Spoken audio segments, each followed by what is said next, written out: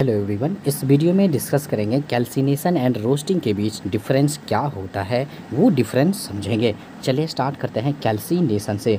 तो एक ट्रिक पहले आपको समझना है। सी फॉर कैल्सिनेशन तो सी फॉर कार्बोनेट भी होता है। मतलब कैल्सिनेशन जो डन होगा, कैल्सिनेशन जो प्रोसेस अप्लाई होगा वो कार्बोनेट ओर्स के लिए होगा अप्लाई। और रोस्टिंग में किसके ओर्स को, तो रोस्टिंग में बीच में एस है तो एस से ही सल्फाइड ओर्स होता है। मतलब ये कि रोस्टिंग जो प्रोसेस अप्लाई होगा वो सल्फाइड ओर्स के लिए होगा। ये चीज़ें आपको समझ में आ गया होगा। एक और ट्रिक लेते हैं। अगर आप देखे होंगे कि जैसे ये जिंक कार्बोनेट, ये कार्बोनेट का ओर्स है, जिंक सल्फाइड ये सल्फाइड ओर्स है, जिसको कैलामाइन बोलते हैं जिंक कार्बोनेट को, जिंक सल्फेट को जिंक ब्लेंड बोलते हैं। तो आप देख पा रहे हैं इसमें ऑक्सीजन ज़्यादा है, इसमें ऑक्सीजन है ही नहीं। आप देख सकते हैं जिंक कार्बोनेट में ऑक्सीजन ज़्यादा है लेकिन जिंक सल्फाइड में ऑक्सीजन है ही नहीं। तो जाहिर सी बात है जिसमें ऑक्सीजन नहीं है इसको ज़्यादा ऑक्सीजन देना चाहिए, इसको ऑक्सीजन ज़्यादा ये एक्सेप्ट करेगा, गेन करेगा। इसलिए इसमें याद रखेंगे, मतलब सल्फाइड ओर्स को जो हीट करेंगे, हीटिंग करके जो मेटल ऑक्साइड में चेंज करेंगे वो हम एक्सेस एयर के केस में करेंगे। लेकिन कैल्सिनेशन जो प्रोसेस होगा वो लिमिटेड एयर के केस में होगा, यानी इसको एब्सेंस ऑफ ऑक्सीजन बोल सकते हैं। इस तरीके से आपको याद हो गया होगा ये ट्रिक। तो दो डिफरेंस आपने ट्रिक से याद कर लिया।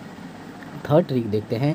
थर्ड ट्रिक में आपको ये ध्यान रखना है कि अगर ये कार्बोनेट ओर्स है तो कार्बोनेट ओर्स में CO3 है। अब जब ये टूटेगा तो जाहिर सी बात है ये CO2 गैस ही रिलीज करेगा। इस तरीके से याद कर लेंगे। और यहाँ पे देखिए अगर यहाँ पे सल्फ़र है तो ऑक्सीजन से अगर ये रिएक्ट करेगा एक्सेस एयर से तो SO2 गैस ही रिलीज करेगा। मतलब ये हुआ कि कैल्सिनेशन में CO2 गैस रिलीज होता है और रोस्टिंग में SO2 गैस रिलीज होता है। ये तीनों ही डिफरेंस आई होप कि आपको ये समझ में आ गया होगा।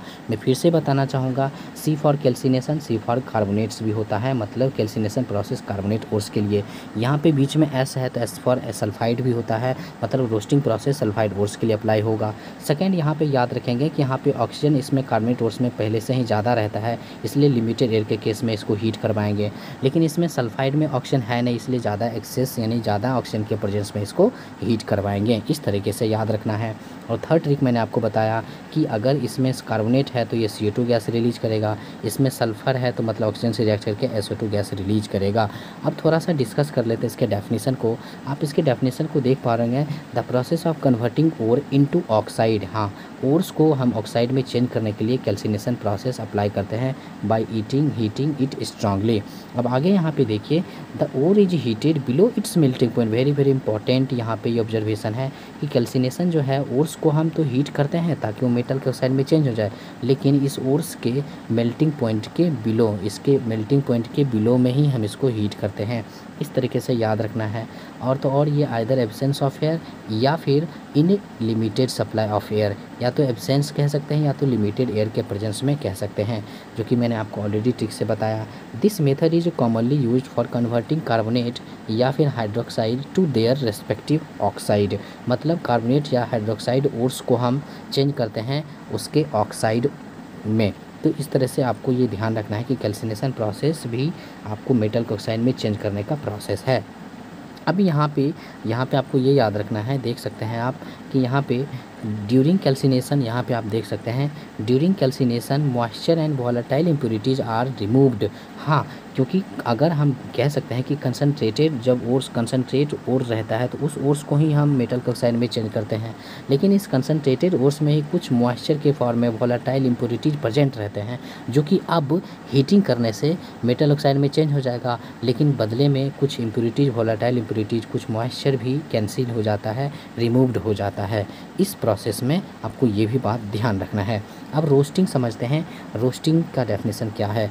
रोस्टिंग का definition, roasting it is a basically a process of metallurgy where ore is converted into its oxide. ये भी ओर को ऑक्साइड में ही चेंज करने का, मेटल के ऑक्साइड में ही चेंज करने का प्रोसेस है, लेकिन इसमें हम हीट करते हैं ताकि वो मेटल के ऑक्साइड में चेंज हो जाए, लेकिन उसके मेल्टिंग पॉइंट के एबव में हीट करते हैं और एक्सेस एयर के केस में हीटिंग करते हैं।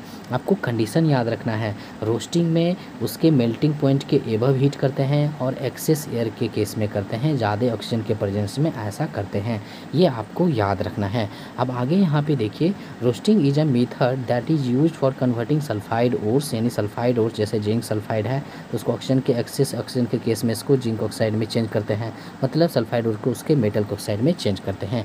इस तरीके से during roasting moisture and non metallic impurities in the form of volatile gas are release. यहाँ पे भी जब जिंक सल्फाइड था तो इसमें अभी भी कुछ वोलेटाइल इम्प्योरिटीज के फॉर्म में इम्प्योरिटीज प्रेजेंट है, जिसको हीट करने के बाद एक्सेस एयर के केस में ये वोलेटाइल इम्प्योरिटीज भी रिमूव्ड हो जाता है।